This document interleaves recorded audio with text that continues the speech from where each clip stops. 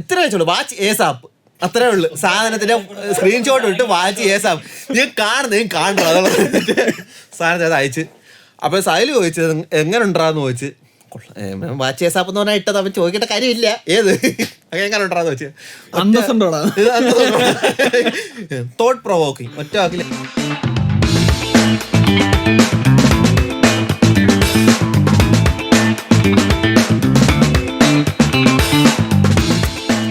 കൊനിച്ചിക സുഹൃത്തുക്കളെ, welcome to another episode of സാംസ്കാരിക vibes by Shinigami studios. ഇന്ന് ഞങ്ങൾ ആക്ച്വലി ഒരു പുതിയ ആനിമേനെ കുറിച്ചാണ്.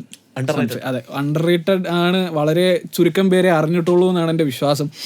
നെറ്റ്ഫ്ലിക്സിലുള്ള ഒരു സെയിനൻ ആനിമയാണ് Orb On the Movements of the Earth എന്ന ഒരു ആനിമേനെ കുറിച്ച്. ഞാൻ ഗൗരി ശങ്കർ, ഇത് ജുബൈർ ഖാൻ. അപ്പം ഞങ്ങളെ വളരെ പെട്ടെന്ന് സ്വാധീനിച്ച ഒരു ആനിമയാണ്. ആൻഡ് ഇതിൻ്റെ എന്താ പറയുക, നടക്കുന്ന കാലഘട്ടം എന്ന് പറയുന്നത് നമ്മുടെ 16ാം നൂറ്റാണ്ടിലെ യൂറോപ്പിൽ നടക്കുന്നതായിട്ടുള്ളൊരു കഥയാണ്. അതെ, അതായത് ചാൾസ് ഡാർവിൻ്റെയും മറ്റും ബുക്കുകളും മറ്റും പ്രസിദ്ധീകരിക്കുന്നതിന് മുമ്പ് എങ്ങനെയാണ് ഒരു ഓർത്തഡോക്സ് സഭ, അതായത് ലോകം മൊത്തം പടർന്നു കിടന്നിരുന്ന ഒരു ക്രിസ്തീയ മതത്തിൻ്റെ സഭ നമ്മുടെ അറിവിനെയും സ്വാതന്ത്ര്യത്തിനെയും ഒക്കെ എന്താ കൺട്രോൾ ചെയ്ത് വെച്ചിരുന്നത് എന്നുള്ളത് വളരെ ഡീറ്റെയിൽഡ് ആയിട്ട് പറയുന്നൊരു ആനിമയാണ്. അതെ, പോളണ്ടിലുമാണ്. അപ്പം നേരത്തെ പറഞ്ഞ പോലെ തന്നെ ഇതൊരു സെയിനൻ ആനിമയാണ്. നമ്മള് സീറോ പവർ ഓഫ് ഫ്രണ്ട്ഷിപ്പ്. പിന്നെ അതുപോലെ തന്നെ നിങ്ങൾ വളരെയധികം ഇഷ്ടപ്പെടുന്ന കഥാപാത്രം അടുത്ത 3 എപ്പിസോഡിനുള്ളിൽ മരണപ്പെടാനുള്ള എല്ലാ സാധ്യതകളും ഉണ്ട്. അപ്പോൾ നിനക്ക് ആ ഒരു കഥയിൽ what made you watch it, അല്ലെങ്കിൽ എന്താണ് നിനക്ക് അത് തന്നൊരു സീറോ എക്സ്പെക്ടേഷൻ ഒരു ആനിമേ? ഇവനാണ് ഞങ്ങൾക്ക് സജസ്റ്റ് ചെയ്ത് തന്നത്. ഞാൻ 2 എപ്പിസോഡ് കഴിഞ്ഞു, പിന്നെ എനിക്ക് 19 എപ്പിസോഡും കണ്ടു തീർത്തത് മാത്രമേ ഓർമ്മയുള്ളൂ. എന്നുവെച്ചാൽ ഏത് ആനിമേ കാണുമെന്ന് പറഞ്ഞാൽ ചുമ്മാ ഇങ്ങനെ കറങ്ങിപ്പോയപ്പം ഓർബെന്ന് പറഞ്ഞ സാധനം കണ്ടപ്പോൾ ഞാൻ വിചാരിച്ചു ഇസക്കായി അന്ന്. അങ്ങനെ ഞാൻ കയറി കാല് വെച്ച് ഫസ്റ്റ് എപ്പിസോഡ് കഴിഞ്ഞപ്പോഴത്തേക്കും മറ്റേ എൻ്റെ കിളി അങ്ങ് പോയി. എന്ന് വെച്ചാൽ വാവ്, എൻ്റെ നമ്മളെ ഫിലോസഫി മൈൻഡൊക്കെ ഉണ്ടല്ലോ, ഫിലോസഫി ഇഷ്ടപ്പെടുന്ന ആണോ, ഫിലോസഫിയെ ഇഷ്ടപ്പെടുന്ന നമ്മളെ മറ്റേ ഒരു ആൾട്ടർ ഈഗോ ഉണ്ടല്ലോ, ആ സാധനത്തിനെ മൊത്തം അങ്ങ് ഉണർത്തി കയറ്റി. അങ്ങനെ ഞാൻ പെട്ടെന്ന് ഫിലോസഫിക്കൽ ആസ്പെക്ട്സ് ഒത്തിരിയുണ്ട്. നമ്മള് മറ്റേ വർഷങ്ങളായിട്ട് അന്ധമായി വിശ്വസിച്ച കാര്യങ്ങള് എപ്പിസോഡ് കഴിഞ്ഞപ്പം ഞാൻ ആദ്യം ചിന്തിച്ചെന്ന് പറഞ്ഞാൽ ഇത് ആർക്കൊക്കെ ഇഷ്ടപ്പെടും, നമ്മളെ ഒരു ഗ്യാങ് ഉണ്ടല്ലോ, ഇതിനകത്ത് ആർക്കൊക്കെ ആ സാധനം ഇഷ്ടപ്പെടും. ഞാൻ അങ്ങനെ പെട്ടെന്ന് ഇവന് ഗൗരിക്ക് അയച്ച്, സൈലിനയച്ച്, കരുണിനയച്ച്, മുടിയനയച്ച്, എന്നിട്ട് പറഞ്ഞ് ഇത്ര വെച്ചോളൂ, വാച്ച് ഏസാപ്പ്, അത്രേ ഉള്ളു. സാധനത്തിന്റെ സ്ക്രീൻഷോട്ട് ഇട്ട് വാച്ച് ഏസാപ്പ്, നീ കാണണോ അതുള്ള സാധനത്തെ അത് അയച്ച്. അപ്പൊ സൈല് ചോദിച്ചത് എങ്ങനെ ഉണ്ടാന്ന് ചോദിച്ച്, വാച്ച് ഏസാപ്പ് എന്ന് പറഞ്ഞാൽ ഇട്ടത്. അവൻ ചോദിക്കേണ്ട കാര്യമില്ല, ഏത് എങ്ങനെ ഉണ്ടാന്ന് ചോദിച്ചു. തോട്ട് പ്രൊവോക്കിങ് ഒറ്റ വാക്കിൽ എനിക്ക്. പിന്നെ ആ ഫസ്റ്റ് എപ്പിസോഡ് കഴിഞ്ഞപ്പോൾ ആനിമയെ കുറിച്ചുള്ള ഒരു അഭിപ്രായം എന്ന് പറഞ്ഞാൽ തോട്ട് പ്രൊവോക്കിങ് എന്നായിരുന്നു. അതെ, വളരെ വർഷങ്ങളായിട്ട്, അല്ലെങ്കിൽ നിങ്ങളുടെ ഉള്ളില് ബ്ലഡി ഫുൾ ഒന്നുമില്ല, ഒരു പോഡ്കാസ്റ്റ് അല്ലേ, അന്തസ്സുണ്ടോടാ. ആ മുകേഷിന്റെ ഡയലോഗ് പറയണമെന്നുണ്ട്, പക്ഷെ ഞാൻ പുതുവർഷത്തിൽ തെറി പറയില്ല എന്നുള്ളതിൻ്റെ പറഞ്ഞ ഇത്. ഈ ആനിമേ കാണുമ്പോൾ ഒരു സ്പെഷ്യൽ സംഭവം എന്താണെന്ന് വെച്ചാൽ മതം എന്നുള്ളത് മാത്രമല്ല, നിങ്ങളുടെ ഒരു പ്രിൻസിപ്പിൾ നിങ്ങൾ അന്ധമായി ഫോളോ ചെയ്യുന്നത്, അല്ലെങ്കിൽ എന്ത് രീതിയിലും കോംപ്രമൈസ് ചെയ്യാത്തൊരു പ്രിൻസിപ്പൽ ശരിയാണോ എന്നുള്ളൊരു ചോദ്യം നിങ്ങളുടെ ഉള്ളിൽ ഉളവാക്കാൻ കഴിവുള്ള ഒരു ആനിമയാണ് പരിപൂർണമായിട്ടും. അല്ല, അത് വേറൊരു കാര്യമുണ്ട്. പേടി എന്ന് പറഞ്ഞൊരു സാധനം വെച്ചിട്ട് ആൾക്കാരെ കൺട്രോൾ ചെയ്യാനുള്ള കഴിവ്, അത് മതങ്ങൾക്കാണ് ഏറ്റവും ഉള്ളത്. ആഫ്റ്റർ ലൈഫ് എന്ന് പറയുന്ന സാധനം വെച്ചിട്ട് ആൾക്കാരെ കൺട്രോൾ ചെയ്യുക. ഇപ്പം ഒരാൾക്ക് അവരുടെ ചിന്തക്കനുസരിച്ച് അവർക്ക് പുതിയൊരു കാര്യത്തിനോട് ചിന്തിക്കാൻ പേടി എന്താന്ന് ചോദിച്ചു കഴിഞ്ഞാൽ they are afraid of their after life. അതും കാണിക്കുന്നുണ്ട്. പിന്നെ ഒരു സമൂഹത്തിൽ ഒരു എന്താ പറയുക, ഒരു മെജോറിറ്റി ആൾക്കാർ വിശ്വസിക്കുന്ന ഒരു കാര്യത്തിനെതിരെ നീങ്ങി കഴിയുമ്പോൾ, അല്ലെങ്കിൽ ആ കൂട്ടത്തിൽ തന്നെയുള്ള ഒരു വ്യക്തിക്കും എന്താ പറയുക, ഒരു വ്യത്യസ്തമായ ചിന്താഗതി വരികയാണെങ്കിൽ അയാളെ എങ്ങനെ ഒറ്റപ്പെടുത്തും എന്നുള്ളൊരു സംഭവം. ഒറ്റപ്പെടുത്തുക എന്ന് പറയുന്നത് ഒരു പൊളിറ്റിക്സ് ആണ്. അതെ, ഒറ്റപ്പെടുത്തിയാൽ മാത്രമേ അതിന് കൂടുതൽ ആൾക്കാർ അതിലോട്ട് പോവാതിരിക്കത്തുള്ളൂ. പേടിയും വരും. മാറി ചിന്തിച്ചു കഴിഞ്ഞാൽ ഞാനും അവനെ പോലെ ആവും എന്നുള്ളൊരു പേടി അത് നമ്മൾ പലപ്പോഴും കണ്ടിട്ടുണ്ട്. അതായത് നമ്മൾ എല്ലാവരും പബ്ലിക്കലി ചുട്ടുകൊല്ലുക, അതുപോലെ തന്നെ ഈ സ്ത്രീകളെ വിച്ച് എന്ന പേരിൽ കത്തിച്ചു കൊല്ലുന്നതിനെ കുറിച്ചൊക്കെ നമ്മൾ ഹിസ്റ്ററിയിലൊക്കെ പഠിച്ചിട്ടുള്ള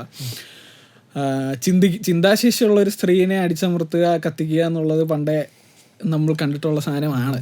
അതും ഇതിനകത്ത് വളരെ വ്യക്തമായിട്ട് കാണിക്കുന്നുണ്ട്. പിന്നെ ഞങ്ങൾ ഒന്നുകൂടെയും പറയുകയാണ്, if you R A person who has problems with your self, അതായത് മരുന്ന് വേണമെന്നോ തെറപ്പി വേണമെന്നോ ഉണ്ടെങ്കിൽ ഓർബും കാണാതിരിക്കുക. അല്ല, ഓർബ് എനിക്ക് അങ്ങനെ തോന്നിയിട്ടില്ല. ഓർബ് പക്ഷെ ഇത് ഞാൻ പറയട്ടെ, ഒരു ഐഡന്റിറ്റി ക്രൈസിസ് ഉള്ള ഒരു വ്യക്തിയാണെങ്കിൽ അയാളുടെ കാര്യത്തിൽ തരുന്ന ഒരു സാധനമാണ്. എനിക്ക് ഓർബ് കണ്ടപ്പോൾ എനിക്ക് തോന്നിയത് മറ്റേ ക്രൈസിസ് അല്ലെങ്കിൽ ഒരു ഐഡന്റിറ്റി ക്രൈസിസ് ഉള്ള വ്യക്തിക്ക് ഭയങ്കര ബുദ്ധിമുട്ടായിരിക്കും. ഡിപ്രസ്ഡ് എന്ന് പറയാനായിട്ട് ഞാൻ മറ്റേ ഉസപ്പിന്റെ ഡയലോഗ് എന്നെ കുറിച്ച് പറയുന്നത് തന്നെ, ഐ ആം ഓൾവേസ് ഡിപ്രസ്ഡ്. എനിക്ക് തോന്നിയിട്ടുള്ള കാര്യം അങ്ങനെയുള്ള അല്ല, അങ്ങനെ ഞാൻ പറയാനുള്ള കാര്യം അറിയാം. ഇപ്പം നമ്മുടെയൊക്കെ വയസ്സെന്ന് പറഞ്ഞാൽ നമ്മളൊരു എന്താ പറയുക, ഒരു കരിയറിന്റെ പുറകെ ഓടുക.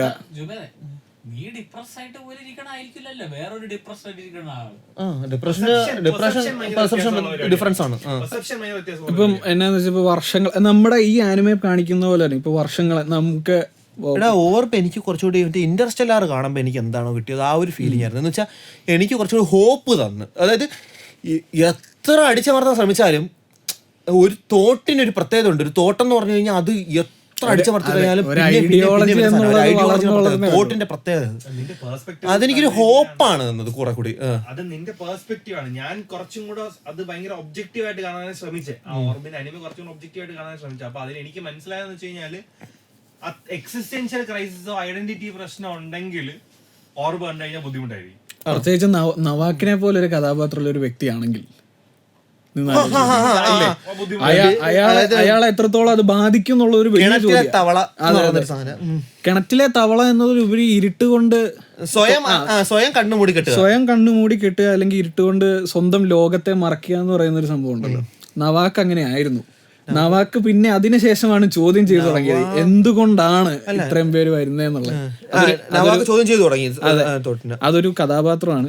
Currently we are going into characters.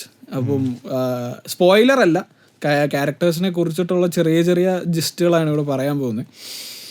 അപ്പോൾ ഇതിനകത്ത് മെയിൻ ആദ്യം കഥ തുടങ്ങുമ്പോൾ അല്ലെങ്കിൽ from the first episode what we see is a character Raphael. Raphael എന്ന കഥാപാത്രമാണ് നായകനായി നമ്മൾ കാണുന്നത്. ഒരു 12 വയസ്സുകാരനാണ്, പ്രോഡിജിയാണ്.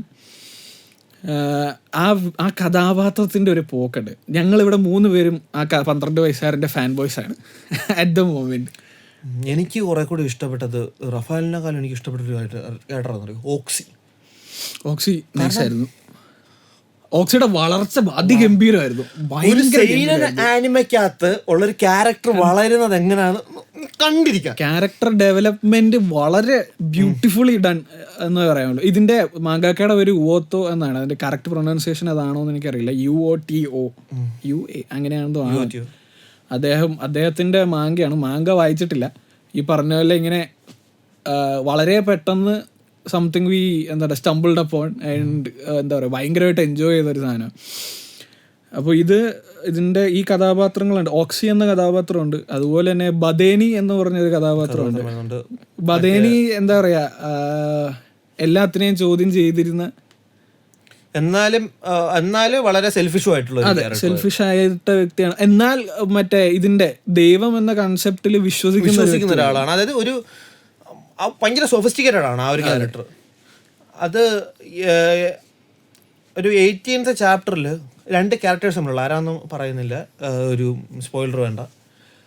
അത് ഒരു വാഗണിനകത്തിരുന്ന് 2 പേരും ആ സംസാരത്തിനകത്ത് ഒരു എത്തിസ്റ്റ് വേഴ്സസ് ഒരു നാച്ചുറലിസ്റ്റ് എന്ന് പറഞ്ഞാൽ ഒരു മതത്തിനെ ആരാധിക്കാതെ എന്നാൽ ഒരു സുപ്രീം പവർ ഉണ്ടെന്ന് വിശ്വസിക്കുന്ന ഒരു വ്യക്തി സംസാരിക്കുന്ന ആ സംസാരം എങ്ങനെയായിരിക്കും? അതായത് ലോകത്തിലെ ആദ്യത്തെ അഗ്നോസ്റ്റിക് പേഴ്സണും ലോകത്തിലെ ആദ്യത്തെ എത്തിസ്റ്റും കൂടി തമ്മിൽ സംസാരിച്ചാലുള്ള ആ ഒരു ഡിസ്കഷൻ എന്തായിരിക്കും? അത് ഭയങ്കരമായിട്ട് എന്ന് പറഞ്ഞ ഒരു നമ്മളെ ആക്ച്വലി ഒത്തിരി കാര്യങ്ങൾ നമുക്ക് പഠിക്കാനുണ്ട്. ഒത്തിരി കാര്യങ്ങൾ ആ ഒരു conversation is something that people needs to here.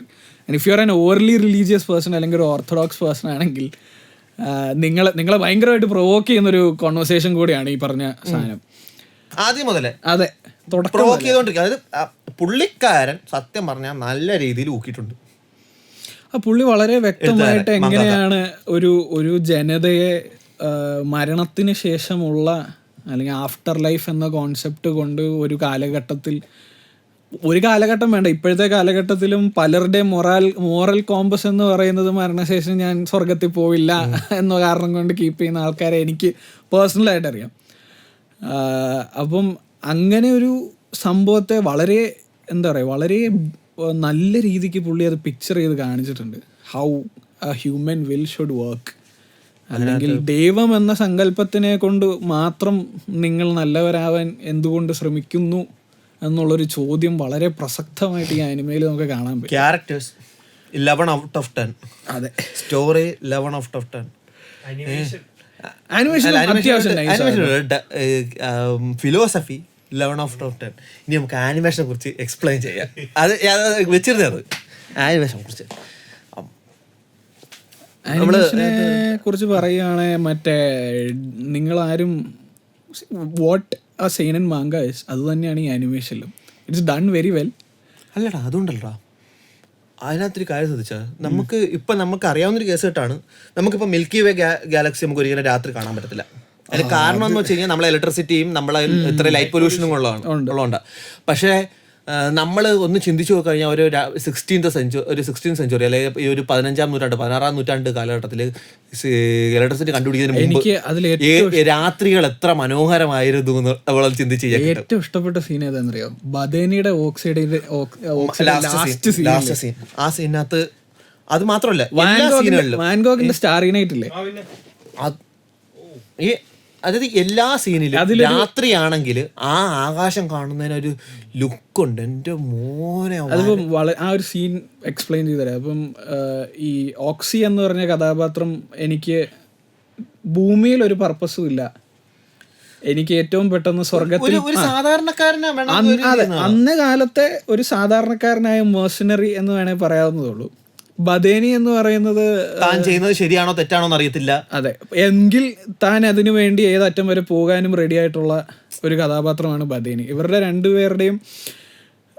രണ്ടുപേരും ഒരു കാര്യത്തിനായി ടീമാവുന്നതും അന്നത്തെ basically anime is about church നമ്മുടെ ഇൻറ്റർസ്റ്റെല്ലാറിനെ കുറിച്ച്, അതായത് ഇൻറ്റർസ്റ്റെല്ലാർ ഇൻ ദ സെൻസ് ഭൂമിയുടെ റൊട്ടേഷൻസിനെ കുറിച്ചും, അതായത് ആനിമയുടെ ടൈറ്റിൽ പോലെ തന്നെ ഭൂമി ആസ്ട്രോഫിസിക്സിനെ ഒരു പ്രത്യേക രീതിയിലായിരുന്നു അന്നത്തെ ചർച്ച് പഠിപ്പിക്കാൻ പറ്റുന്നത്. ഐ എം പ്രിറ്റി ഷുവർ എല്ലാവർക്കും ഒരു അറിവുണ്ടായിരിക്കും ഹൗ മറ്റേ ഗലീലിയോനൊക്കെ അവരെങ്ങനെ അടിച്ചമർത്തിയതാണ് എന്നുള്ളതൊക്കെ അറിയായിരിക്കും. ഈ ഒരു ആനിമേ സ്റ്റാർട്ട് ചെയ്തിട്ട് ഫസ്റ്റ് എപ്പിസോഡ് ഞാൻ പറഞ്ഞല്ലോ, ഞാൻ വളരെ ആക്സിഡന്റലി വന്ന് പെട്ടൊരു ആനിമേ. അത് കഴിഞ്ഞിട്ട് ഫസ്റ്റ് എപ്പിസോഡ് കഴിഞ്ഞിട്ട് what makes me continue the series എന്ന് ചോദിച്ചു കഴിഞ്ഞാൽ അത് വളരെ സിമ്പിളായിട്ട് ആസ്ട്രോഫിസിക്സാണ്. തീർച്ചയായിട്ടും. കാരണം എന്ന് വെച്ച് കഴിഞ്ഞാൽ ഉണ്ട് അതിനകത്ത് ഈ പറഞ്ഞ ഫിലോസഫി, ആസ്ട്രോണമി ഫിലോസഫി ഉണ്ട്, ക്യാരക്ടർ ഡെവലപ്മെന്റ് ഉണ്ട്, സ്റ്റോറി ഉണ്ട്, എല്ലാം ഉണ്ട്. പക്ഷെ what made me hook in the story എന്ന് പറയുന്നത് അതിനകത്തുള്ള ആസ്ട്രോഫിസിക്സ് അല്ലെങ്കിൽ അതിനകത്തുള്ള ആസ്ട്രോണമി. അതായത് ഒരു ഐഡിയോളജി അല്ലെങ്കിൽ ഒരു ലക്ഷ്യത്തിനായി സ്വന്തം ജീവൻ തന്നെ വലിച്ചെറിയുന്ന കഥാപാത്രങ്ങൾ നമുക്ക് കാണാൻ പറ്റും.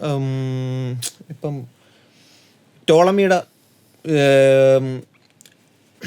ജിയോസെൻട്രിക് തിയറി, ടോളമിയുടെ ജിയോസെൻട്രിക് തിയറിയാണ് ലോകത്തിലെ ഏറ്റവും കൂടുതൽ കാലഘട്ടത്തിൽ ഇപ്പം നമ്മളിപ്പം അന്ന് മുതൽ ഇന്ന് വരെ എടുത്താൽ പോലും 1700 കാലങ്ങളായപ്പോഴാണ് ഒരുവിധപ്പെട്ട ആൾക്കാരെല്ലാം ഈ പറഞ്ഞ ഹീലിയോസെൻട്രിക്കിന് അണ്ടറിൽ വന്നത്. അതിനിടയ്ക്ക് അതിന് മുമ്പും തെളിയിക്കപ്പെട്ടെങ്കിൽ പോലും ആൾക്കാർ അത് വിശ്വസിക്കാൻ തയ്യാറായിട്ടില്ലായിരുന്നു. വിശ്വസിക്കാൻ തയ്യാറായില്ല, അവരെ അടിച്ചമർത്തപ്പെട്ടിട്ടുണ്ട്. അല്ലല്ല, ആ ഒരു കാലഘട്ടം കഴിഞ്ഞിട്ട് കോപ്പർനിക്കസിന്റെ കാലം കഴിഞ്ഞപ്പോഴത്തേക്കും അത് ഉറപ്പിച്ച് ഹീലിയോസെൻട്രിക് ആയിരുന്നു. പക്ഷെ എന്നിട്ടും അത് വിശ്വസിക്കാത്ത ആൾക്കാരുണ്ടായിരുന്നു. 18th century to 19th century ആ ഒരു കാലഘട്ടത്തിലാണ് ഈ പറഞ്ഞ ഇത് തന്നെ ഹീലിയോസെൻട്രിക്കിനകത്ത് ഒരുപാട് എല്ലാവരും അതൊരു ബേസിക് നോളജ് ആയിട്ട് മാറി തുടങ്ങിയത്. ആ ഒരു കാലഘട്ടം പറഞ്ഞാൽ അതിനൊരു 300-400 വർഷത്തെ പഴക്കമുള്ളൂ. പക്ഷേ അതിന് മുമ്പ് വേണമെങ്കിൽ ടോളമിയുടെ ആ ഒരു ഐഡിയോളജിയാണ് ഒരുപാട് വർഷങ്ങൾ നിലനിന്നിട്ടുള്ള ജിയോ സെൻട്രിക് തിയറി. അതായത് മനുഷ്യൻ ഈഗോ സെൻട്രിക്കാണ്. നമ്മളിപ്പം ഇന്ത്യയും അമേരിക്കയും തമ്മിലുള്ള ചർച്ച നടന്നാൽ നമ്മൾ ഇന്ത്യക്കാരനാവും. അതേ ഇന്ത്യക്കാരൻ തന്നെ തമിഴ്നാടും കേരളവും തമ്മിലുള്ള സംസാരം നടന്നു കഴിഞ്ഞാൽ അവൻ മലയാളിയാവും. ഇതേ ആൾക്കാർ തന്നെ കൊല്ലം തിരുവനന്തപുരം സംസാരം വന്നു കഴിഞ്ഞാൽ അവൻ കൊല്ലക്കാരനും തിരുവനന്തപുരംകാരനുമായിട്ട് മാറും. അത് മനുഷ്യൻ്റെ ഒരു ഈഗോ സെൻട്രിസം എന്ന് പറഞ്ഞ സ്വഭാവത്തിൻ്റെ പ്രത്യേകത. അതേ പ്രത്യേകത തന്നെയായിരുന്നു പണ്ട് നമ്മൾ ഈ പറഞ്ഞ ആസ്ട്രൽ എന്നല്ല, നമ്മൾ ആസ്ട്രോഫിസിക്സിൻ്റെ കാലം എടുത്തപ്പോഴും. അതായത് മനുഷ്യൻ ജീവിക്കുന്ന ഭൂമി അത് മനുഷ്യന് സ്പെഷ്യലായി. അതുകൊണ്ട് തന്നെ അത് യൂണിവേഴ്സിൻ്റെ സെൻറ്റർ ആവണം എന്ന് മനുഷ്യന് നിർബന്ധം ഉണ്ടായിരുന്നു. അതിനുശേഷം അതങ്ങനല്ല, ഹീലിയോസെൻട്രിക്കാന്ന് കണ്ടുപിടിച്ച് അപ്പോഴുടനെ മനുഷ്യൻ അവിടെയും പ്ലേറ്റ് മാറ്റി ആ പറഞ്ഞ സൂര്യൻ ഈ എല്ലാത്തിൻ്റെ യൂണിവേഴ്സിൻ്റെ സെൻറ്റർ ആവണമെന്ന് മനുഷ്യന് നിർബന്ധമായിരുന്നു. ആ ഒരു ഐഡിയോളജിയിൽ നിന്നാണ് സത്യം പറഞ്ഞാൽ ഈ ടോളമിയുടെ ആ ഒരു ജിയോ സെൻട്രിസം അത്രയും കാലഘട്ടം നീണ്ടു നിന്നത്. ഇല്ലെങ്കിൽ അതിന് മുമ്പേ തന്നെ അത് ഓവർ റൂൾ ചെയ്യാനുള്ളതാണ്. പക്ഷേ ഇത് ഇങ്ങനൊരു പ്രശ്നം, ഈഗോ സെൻട്രിക് ആയിട്ടുള്ള ഹ്യൂമൻ ബീങ്സ് അതിനെ മുറുകെ പിടിച്ച്. ചർച്ചിന്റെ ഇൻഫ്ലുവൻസ് എന്ന് പറയുന്ന സാധനത്തിൽ ഒരു കോട്ടം തട്ടരുത് എന്നുള്ളൊരു നിർബന്ധം. ചർച്ചിന്റെ ഇൻഫ്ലുവൻസ് എന്ന് പറഞ്ഞു ഇൻഫ്ലുവൻസും പൊളിറ്റിക്സും. ഇപ്പം ഞാൻ സെമ്മൽ വെയ്സ് എന്ന് പറഞ്ഞ ഒരു ഇംഗ്ലീഷ് വേർഡ് ഇപ്പൊ നമ്മളിവിടെ IFFKക്ക് പോയപ്പോൾ കണ്ടായിരുന്നു. ഒരു സെക്കൻഡ് അതും കട്ട് ചെയ്യണം. സെമ്മൽ വെയ്സ് ഞാൻ IFFKയിൽ ഇപ്പം റീസെൻ്റ് ആയിട്ട് പോയപ്പോൾ കണ്ട ഒരു സിനിമയാണ് സെമ്മൽ വെയ്സ് എന്ന് പറഞ്ഞിട്ട്. സെമ്മൽ വെയ്സിനകത്ത് പറയുന്നതെന്ന് പറഞ്ഞു കഴിഞ്ഞാൽ അവിടുത്തെ മെഡിക്കൽ സ്കൂളുകളിൽ പഠിപ്പിക്കുന്നത് ദൈവം നിങ്ങൾക്ക് ഇത് തന്നു, ഈ ഒരു ലിവർ തന്നു. അതായത് മെഡിക്കൽ നോളജിലും ദൈവം ഉൾപ്പെടുത്തി മാത്രമേ അവിടെയും പഠിപ്പിക്കാൻ പാടുള്ളൂ. അതായത് അവിടെയും ചർച്ചിൻ്റെ പഠനങ്ങളുടെ അണ്ടറിലായിരിക്കണം മെഡിക്കൽ നോളജും അല്ലെങ്കിൽ എന്ത് പഠനങ്ങളും. അതുകൊണ്ടാണ് ഇപ്പം ഈ പറഞ്ഞ ഓർബ് സീരീസിനകത്ത് പോലും ആസ്ട്രോണമിയെ കുറിച്ച് അവിടെ പഠിപ്പിക്കുന്നുണ്ട്. ആ ആസ്ട്രോണമി പക്ഷെ ബേസ് ചെയ്തിരിക്കുന്നത് ജിയോ സെൻട്രിക്കും ദൈവത്തിനകത്തും. അത് മാറ്റിയിട്ട് ഈ പറഞ്ഞ ഹീലിയോസെൻട്രിക്കിലൂടെ മാറി കഴിഞ്ഞാൽ അത് മൊത്തം അതിൻ്റെ ആ ഫുൾ തിയറിയും തെറ്റും. അതായത് ഇപ്പം ഫോർ എക്സാമ്പിൾ സിമ്പിളായിട്ട് E=mc² എന്ന് പറഞ്ഞ സാധനം തെറ്റാന്ന് കണ്ടുപിടിച്ച് കഴിഞ്ഞാൽ നമ്മളിന്ന് പഠിക്കുന്ന എല്ലാ ഫിസിക്സും തെറ്റാന്ന് പറയേണ്ടി വരും. നമ്മൾ പറയുന്നത് ന്യൂട്ടോണിയൻ ഫിസിക്സ് കഴിഞ്ഞാൽ ഐൻസ്റ്റീൻ്റെ ന്യൂട്ടൻ്റെ ടൈം കഴിഞ്ഞിട്ടുള്ള ഫിസിക്സ്, ആ ഫിസിക്സ് നമ്മൾ എടുക്കുകയാണെങ്കിൽ ആ ഫിസിക്സ് മൊത്തം തെറ്റാന്ന് പറയേണ്ടി വരും. അതേപോലെയാണ് ഈ പറഞ്ഞ ജിയോസെൻട്രിക് തിയറി അല്ലെന്ന് തെളിയിച്ചു കഴിഞ്ഞ് കഴിഞ്ഞാൽ ടോളമിയുടെ മുതൽ അതിനുശേഷമുള്ള എല്ലാ പഠനങ്ങളിലും ചേഞ്ചുകൾ അനിവാര്യമാണ്. അത് ഈ പറഞ്ഞ മതത്തിൻ്റെ പഠനങ്ങൾക്കും അടിസ്ഥാനത്തിനെ പിടിച്ച് കുലുക്കുന്ന ഒരു സംഭവം കൂടെ ആയപ്പോൾ അതുകൊണ്ട് ഈ ചർച്ച് ഓർത്തഡോക്സി അത് എത്രത്തോളം മാറാതിരിക്കാനായിട്ട് അവരുടെ ഐഡിയോളജീസ് ഇമ്പോസ് ചെയ്യുന്നതിനെ കുറിച്ചൊക്കെ വളരെ വ്യക്തമായിട്ട് ഇതിനകത്ത് പറയുന്നുണ്ട്. ഈ ഒരു അതായത് ഇപ്പം ഇറങ്ങിയിരിക്കുന്ന 19 എപ്പിസോഡിനകത്ത് നിന്നെ ഏറ്റവും കൂടുതൽ ചിന്തിപ്പിച്ച ഡയലോഗ് എന്തോ? ഡയലോഗ് ഒരു സീൻ? മൊത്തം 25 എപ്പിസോഡാണ് ഉള്ളതെന്നാണ് അറിവ്. 19 ഇതുവരെ റിലീസായിട്ടുള്ളൂ. ഈ ബദേനി ഓക്സി തമ്മിലുള്ള സംസാരങ്ങളുണ്ടല്ലോ, ആ സംസാരങ്ങളിൽ എനിക്ക് ഒരുപാട് ഇൻട്രിഗ്യൂയിങ് തോട്ട്സ് ഒരുപാടെടുത്ത് എനിക്ക് കിട്ടിയായിരുന്നു. അതിനകത്ത് പറയുകയാണെങ്കിൽ ഒരു ഡയലോഗ് എന്നുള്ള രീതിയിലല്ല, ആദ്യം മറ്റേ ഒരു പെണ്ണുണ്ടല്ലോ നവാക്കിൻ്റെ മോള്, ആ ഒരു ക്യാരക്ടറിൻ്റെ പറയുമ്പോൾ അവരോടുള്ള സംസാരത്തിൽ പറയും എന്തെങ്കിലും കലിപ്പായി കഴിഞ്ഞ് കഴിഞ്ഞാൽ എവളെ തലയ്ക്ക് എല്ലാം കൂടി ചാർത്തിയിട്ടിട്ട് രക്ഷപ്പെടണമെന്ന്. ഏറ്റവും അവസാനം പോകാൻ നേരത്ത് പറയും ഞങ്ങളോട്ട് ഒരു ബന്ധമില്ലെന്ന് പറഞ്ഞിട്ട് നീ എങ്ങനെയും രക്ഷപ്പെട്ടേക്കണം എന്ന് പറയും. ആ ഒരു ചേഞ്ച് ഉണ്ടല്ലോ, അത് ബദേനിക്ക് ഈ പറഞ്ഞ ആ ഒരു പഠനത്തിനിടയ്ക്ക് ഓക്സിയും ഇവരുമായിട്ടുള്ള ലൈഫ്, ആ ലൈഫിൽ നിന്ന് ഇയാളിൽ ഒരുപാട് ചേഞ്ചുകൾ സംഭവിക്കുന്നുണ്ട്. ആ ചേഞ്ച് എന്നെ ഭയങ്കരമായിട്ട് ചിന്തിച്ചു. അതായത് സെൽഫിഷ്നെസ്സിൽ നിന്ന് പുള്ളി നേരെ അതിൻ്റെ ഓപ്പോസിറ്റായിട്ട് മാറുക ആ ഒരു സെക്കൻഡിൽ. നിനക്ക് എന്തായിരുന്നു ഒരു? എനിക്ക് അതിനകത്ത് ഏറ്റവും ഇതായിട്ട് തോന്നിയത് നമ്മുടെ റഫേലും ആദ്യത്തെ ഹെററ്റിക്കും തമ്മിലുള്ള ഒരു സംസാരം ഉണ്ടല്ലോ. അവരാദ്യമായിട്ട് റഫേലിനെ ഭീഷണിപ്പെടുത്തിയിട്ട് ഇവർ വാന നിരീക്ഷണത്തിന് പോകുന്ന സമയത്ത് just because it's wrong answer doesn't mean it's not meaningful. ആ സാധനം കേട്ടിട്ട് ഒരു 15 മിനിറ്റ് ഞാനങ്ങ് ഇരുന്നു. ഞാൻ ആനിമയൊക്കെ പോസ് ചെയ്തിട്ട് അന്നേരം ഈ എല്ലാവരും പറയാറുണ്ടല്ലോ മരണത്തിൻ്റെ ഒരു 7 സെക്കൻഡ് സമയം നമ്മുടെ മുമ്പിൽ ജീവിതത്തിൻ്റെ എല്ലാ ഫ്രെയിമുകളും കാണുന്നത്. ഞാൻ ആ ഒരു സീനിലായിപ്പോയി. ജീവിതത്തിലൊരു തെറ്റുത്തരം കിട്ടിയെന്ന് നമ്മളെ പലപ്പോഴും കേട്ടിട്ടുണ്ട്, തോൽവി ഒന്നിൻ്റെയും അവസാനമല്ല എന്ന് പറയുന്ന പോലെ ഒരു തെറ്റോ തോൽവിയോ എന്ന് വെച്ച് ലോകത്ത് കണ്ട പോക്കൃത്തരം കാണിച്ചിട്ട് അത് ശരിയാന്ന് പറയണമെന്നല്ല ഞാൻ പറയുന്നത്. പക്ഷെ ജീവിതത്തിൽ അത് വല്ലാത്തൊരു ചങ്കിക്കൊണ്ടൊരു വർത്താനം. മറ്റേ ഡയലോഗ് ഉണ്ടല്ലോ ലാസ്റ്റ്, എന്തോന്ന്, ട്രൂത്ത് നീ എത്രയൊക്കെ മറച്ചു വെക്കാൻ ശ്രമിച്ചു കഴിഞ്ഞാലും അത് തീ പോലെയാണ്, കത്തിക്കൊണ്ടേയിരിക്കും. അല്ല അങ്ങനെയാണ്. അതുപോലെ നോക്കുവാണെങ്കിൽ നവാക്ക് എന്ന് പറയുന്ന കഥാപാത്രത്തിൽ ഉണ്ടാകുന്ന മാറ്റങ്ങൾ ഈ എപ്പിസോഡ്സിൽ നമുക്ക്, നവാക്ക് എന്ന് പറയുന്നത് ഫോർമർ മേഴ്സണറി, ഇപ്പോൾ ദൈവത്തിൻ്റെ പാതയിൽ, അതായത് ഈ പറഞ്ഞ ചർച്ചിന്റെ നിയമഗതികളല്ലാതെ മറ്റൊരു രീതിയിൽ ചർച്ചിന് വേണ്ടി ഡേർട്ടി വർക്ക് ചെയ്യുക എന്നുള്ളൊരു വ്യക്തിയാണ്. മറ്റൊരു രീതിയിൽ ചിന്തിക്കുന്നവരെയും ഈ പറഞ്ഞ പോലെ, ഇപ്പം ഞങ്ങൾ ഈ പറഞ്ഞ പോലെ ഹീലിയോസെൻട്രിക് ഇതിനു വേണ്ടി റിസർച്ച് ചെയ്യുന്നവരെയൊക്കെയാണ് ഹെററ്റിക്സ് എന്ന് പറയുന്നത്. ഈ ഹെററ്റിക്സിനെ ടോർച്ചർ ചെയ്യുന്നതിൻ്റെ ഒരു ഹെഡാണ് നമ്മുടെ ഈ നവാക്ക് എന്ന് പറഞ്ഞ കഥാപാത്രം. ഈ പറഞ്ഞ റഫായൽ എന്ന കഥാപാത്രം മുതൽ നവാക്ക് എന്ന മേഴ്സിനറി അല്ലെ ഫോമർ മേഴ്സിനറിയിൽ നിന്നും, അതായത് ഈ ചർച്ചിൻ്റെ ഇത് പറയുന്നത് ഡെവിളിൻ്റെ പൊസഷൻ അല്ലെങ്കിൽ ഇൻഫ്ലുവൻസ് കാരണമാണ് ഈ പറഞ്ഞ ഹെററ്റിക്സ്, അതായത് പള്ളിയുടെ വഴികളിൽ നിന്നും വേർതിരിഞ്ഞ് മറ്റു വഴികളിലേക്ക് പോകുന്നത് അതുകൊണ്ടാണെന്ന് പറയുന്നുണ്ട്. ഒന്നും മേൽക്കീഴ് നോക്കാതെ തൻ്റെ ജീവിതവും തൻ്റെ മകളുടെ ജീവിതവും സുരക്ഷിതമാക്കണമെന്ന് വിശ്വസിക്കുന്ന ഒരു നവാക്കിൽ നിന്നും ഇത്രയും ആൾക്കാരെ ടോർച്ചർ ചെയ്തതിൽ നിന്ന് പലപ്പോഴും എനിക്ക് മനസ്സിലായ കാര്യം എന്തെന്നാൽ, പലപ്പോഴും ചെകുത്താൻ്റെ ഇൻഫ്ലുവൻസ് കൊണ്ടല്ല ഇവരാരും ഈ പറഞ്ഞ ഹീലിയോസെൻട്രിസത്തിനെ കുറിച്ച് ചെയ്യുന്നതെന്ന് എനിക്ക് പലപ്പോഴും തോന്നിയിട്ടുണ്ട്.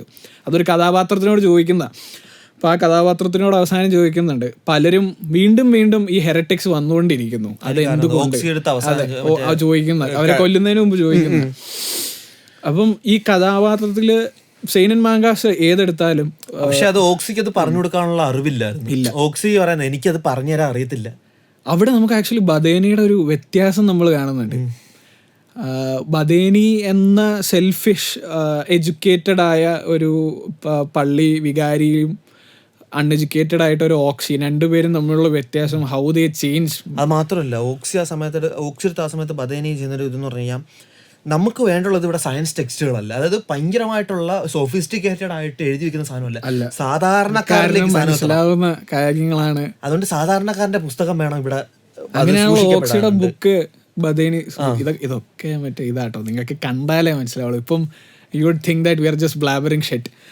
അപ്പോൾ ഇത് കണ്ടാൽ ഇതിൻ്റെ ഒരു സംഭവം എനിക്ക് മനസ്സിലാവുള്ളൂ. ആൻഡ് എന്താ പറയുക, സെയിനൻ മാങ്കാസ് അല്ലെങ്കിൽ സെയിനൻ ആനിമേസ് എൻജോയ് ചെയ്യുന്ന ഒരു വ്യക്തി എന്നുള്ള നിലയിൽ എനിക്ക് ഭയങ്കരമായിട്ട് ഇഷ്ടപ്പെട്ടാണ്. നിങ്ങൾക്ക് എങ്ങനെ ആവണം എന്നില്ല. ആനിമേഷൻ കഴിഞ്ഞ് പിന്നുള്ളതെന്ന് പറഞ്ഞു കഴിഞ്ഞാൽ മ്യൂസിക് ഡിപ്പാർട്ട്മെന്റ്, ഓർക്കസ്ട്ര, പക്ക ഓർക്കസ്ട്രയാ.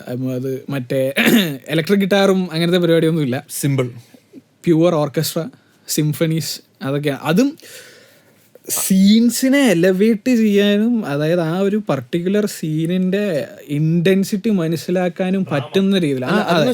അത് ഈ മറ്റേ മുഴച്ചിരിക്കത്തില്ല, എലവേറ്റ് ചെയ്തിരിക്കത്തില്ല ഒരിക്കലും. Music is so subtle. പക്ഷെ എന്നാന്ന് വെച്ചാൽ ആ കഥാപാത്രം എന്തനുഭവിക്കുന്നു എന്നുള്ളൊരു സംഭവം നമുക്ക് വളരെയധികം മനസ്സിലാവും. എസ്പെഷ്യലി ഞങ്ങൾ ഈ പറഞ്ഞ ഈ ഓക്സിയുടെയും ബദേനിയുടെ അവസാനത്തെ ഒരു സീനുണ്ട്. പറഞ്ഞ പോലെ ഓക്സിയുടെയും ബദേനിയുടെയും ഒരു സീനിൽ മ്യൂസിക്കിന് എത്രത്തോളം ആ ആനിമയിൽ ഇൻഫ്ലുവൻസ് ഉണ്ട് എന്നുള്ളത് നമ്മളെ വളരെ വ്യക്തമാക്കിയിട്ട് മനസ്സിലാക്കി തരും. എനിക്ക് തോന്നുന്നു, ഐ മീൻ സെയിനൻ മാങ്കാസിൽ ഇപ്പം നല്ലൊരു ആനിമ എന്ന് പറയാനുള്ളത് ഇപ്പം ഇതൊന്നാണ്. പിന്നെ ഉള്ളത് നവോക്കി ഉറസാവയുടെ മോൺസ്റ്റർ, അതിൻ്റെ anime adaptation is really nice. അല്ലാതെ നല്ല seinen animes villain saga is nice. അല്ലാതെ എനിക്കങ്ങനെ ടോപ്പ് നോച്ച് ക്വാളിറ്റി വന്നുള്ളത് എനിക്ക് തോന്നിയിട്ടുള്ളത് യോർബിന. അതെ അതെ അതെ, എല്ലാ രീതിക്കും വളരെയധികം പ്രത്യേകത എന്താണെന്ന് വെച്ചാൽ സിമ്പിളാണ്, മനസ്സിലാക്കാൻ ബുദ്ധിമുട്ടുകളില്ല.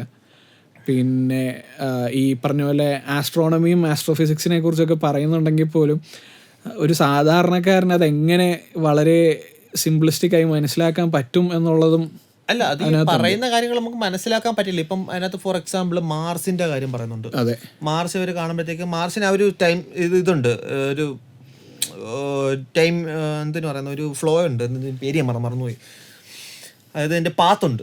ആ പാത്ത് വേ ഭൂമിയിൽ നിന്ന് കാണുന്നത് എങ്ങനെ ആയിരിക്കും വർഷങ്ങൾ കഴിയുമ്പോഴത്തേക്ക് മാറുന്നുള്ളത്. 2 വർഷം കഴിയുമ്പോൾ ഇങ്ങനെ വരും, ഒരു പാത്തുണ്ട്. അതിനെക്കുറിച്ചുള്ള പഠനങ്ങളും കാര്യങ്ങളും ഒക്കെ അത് ഈ പറയുന്നുണ്ട്. അതിനെക്കുറിച്ച് അറിയാവുന്നവർക്കാണെങ്കിൽ കുറച്ചും കൂടി അത് കിട്ടിലായിരിക്കും എന്ന് വിശ്വസിക്കുന്നു. കാരണം പിന്നെ അതുപോലെ തന്നെ ഇപ്പോൾ ഇറ്റ്സ് തോട്ട് പ്രൊവോക്കിംഗ്. നിങ്ങളെ പല രീതിയിലും, അതായത് ഫിലോസഫിക്കലായിട്ടും സൈക്കോളജിക്കലായിട്ടും സയൻസിന്റെ രീതിയിലാണെങ്കിലും നിങ്ങളുടെ വിശ്വാസങ്ങളെ കുറിച്ചാണെങ്കിലും എല്ലാം വളരെയധികം ചിന്തിപ്പിക്കുന്ന ഒരു ആനിമയാണ്. അപ്പം as seinen fans we are very happy to have an anime like that. വളരെയധികം സന്തുഷ്ടരാണ് അങ്ങനെ ഒരു സാധനം കണ്ടതിൽ. സെയിൻ അനിമകൾ സാധാരണ അതിൽ എന്നെ പിടിച്ചെടുത്താറില്ല. ഇതെന്ന് പറഞ്ഞു കഴിഞ്ഞാൽ മറ്റേ ബിഞ്ച് വാച്ചായിരുന്നു. സ്റ്റാർട്ട് ചെയ്ത് പിന്നെ നമ്മൾ നിർത്തുന്നില്ല, ഞാൻ പൊക്കോണ്ടിരിക്കുവോ. 2 എപ്പിസോഡ് കഴിഞ്ഞ് ഒരു എപ്പിസോഡ് കഴിഞ്ഞിട്ട് കിടന്നുറങ്ങി എന്ന് പറഞ്ഞപ്പോൾ ഞാൻ തന്നെ ആലോചിച്ചു ഇത് എങ്ങനെ സാധിക്കുന്നുള്ള. അത് ഞാൻ എന്ന് വെച്ച് കഴിഞ്ഞാൽ എടാ എനിക്ക് മറ്റേ നിർത്താൻ തോന്നുന്നില്ല, കിടന്നുറങ്ങിയിട്ട് ആ ജോലിക്ക് പറഞ്ഞോളെ കാണാൻ പോകുന്നു. അത് അങ്ങനെ ഒരു സംഭവമാണ്. And we do recommend. പിന്നെ ഞാൻ നേരത്തെ പറഞ്ഞ പോലെ തന്നെ സെയിനൻ ആനിമേകളുടെ ചിന്താഗതി അക്സെപ്റ്റ് ചെയ്യാൻ പറ്റുന്ന ഒരു സാഹചര്യത്തിലാണെങ്കിൽ കാണുക. അപ്പം അത് ഈ നേരത്തെ പറഞ്ഞ പോലെ തന്നെ പ്രൊവോക്കിംഗ് ആണ്, വളരെയധികം പ്രൊവോക്കിംഗ് ആണ്. അങ്ങനെ വളരെ വളരെ നാളുകൾക്ക് ശേഷം നല്ലൊരു സെയിനൻ ആനിമേ കണ്ടതിൻ്റെ എക്സൈറ്റ്മെൻ്റ് ഉണ്ട്. And I am pretty sure you guys can see that. അപ്പം എല്ലാവർക്കും ഈ എപ്പിസോഡ്, എല്ലാവർക്കുമല്ല, ഈ പറഞ്ഞ പോലെ സെയിനൻ ആനിമേസ് ഇത് ചെയ്യുന്നവരുടെയും ഞങ്ങളുടെ 2 പേരുടെ മുഖം ഇഷ്ടപ്പെടുന്നവർക്കും എപ്പിസോഡ് അധികം ആസ്വദിക്കാൻ പറ്റിയെന്ന് വിശ്വസിക്കുന്നു. പിന്നെ സ്ഥിരം സംഭവങ്ങളൊക്കെ തന്നെയാണ്. സബ്സ്ക്രൈബ് ചെയ്യുക, പിന്നെ ലൈക്ക് വളരെയധികം ഇമ്പോർട്ടൻ്റ് ആണ്. അതുപോലെ തന്നെ നിങ്ങളുടെ ആനിമേ കാണുന്ന സുഹൃത്തുക്കൾക്കൊക്കെ ലിങ്ക് ഷെയർ ചെയ്ത് കൊടുക്കുക. പിന്നെ വാട്സപ്പ് കമ്മ്യൂണിറ്റി ലിങ്ക് താഴെ കൊടുക്കുന്നതായിരിക്കും. അതുപോലെ തന്നെ ഇൻസ്റ്റാഗ്രാം പേജും കൊടുത്തിട്ടുണ്ട്. നമുക്കൊരു വെബ്സൈറ്റ് ഉണ്ട്, അതിനകത്ത് മേർച്ച് ഉണ്ട്, ടീഷർട്ട്സും. I think you guys all know that. അതുപോലെ തന്നെ വളരെ വൈകാതെ തന്നെ ഞങ്ങളുടെ ഇവൻറ്റ്സ് എല്ലാം വരുന്നതായിരിക്കും പഴയ പോലെ തന്നെ. അപ്പം ഇതുവരെ കണ്ടവരുണ്ടെങ്കിൽ നിങ്ങൾക്ക് ഓർബിൽ നിന്ന് എന്താണ് മനസ്സിലായത്, അല്ലെങ്കിൽ what you love about the anime എന്നുള്ളത് കമൻറ്റ് ഡൗൺ. അപ്പം നന്ദി, നമസ്കാരം. അടുത്ത എപ്പിസോഡിൽ കാണുന്നവരെ ബൈ.